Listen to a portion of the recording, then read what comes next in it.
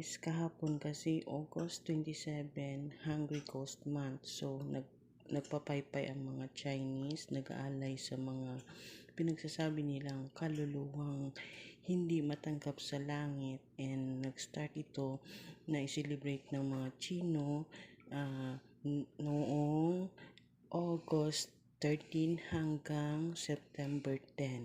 So, kahapon is August 27, Hungry Ghost Month nila. So, meron silang atang o inaalay na mga pagkain sa mga kaluluwa.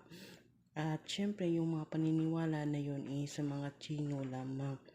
At ngayon, ipapakita ko sa inyo yung may binigay sa akin na mga inalay nila doon sa paypay nila. Alam nyo, yung sa atin sa Pilipinas, yung mga inaalay natin, hindi natin kinakain, di ba? Dito sa kanila, yung inaalay nila, pwedeng kainin na kahit sino. So, dito sa Hungry Ghost Month, usually yung inaalay nila is maraming food talaga. Kasi syempre, hungry ang mga ghost, diba?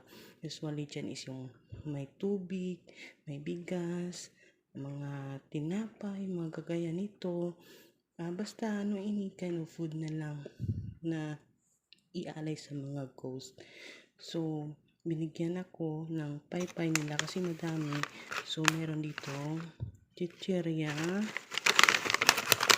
Chicheria.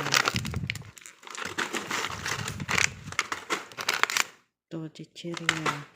Ito, Supra sports drink. Maganda din to sa healthy. Supra.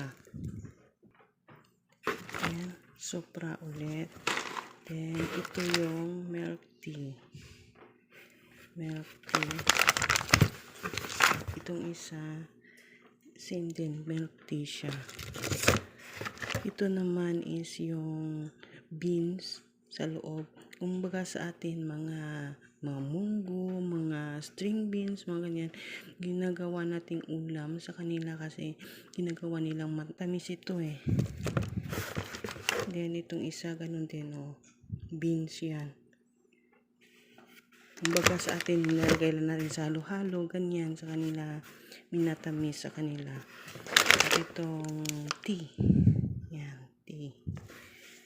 And chicheria ulit. So, ganun yan dito. May mga alay-alay sila sa mga ghosts. So, every year yung sineselebrate nila yan. So, sa atin may mga paniniwala tayo din.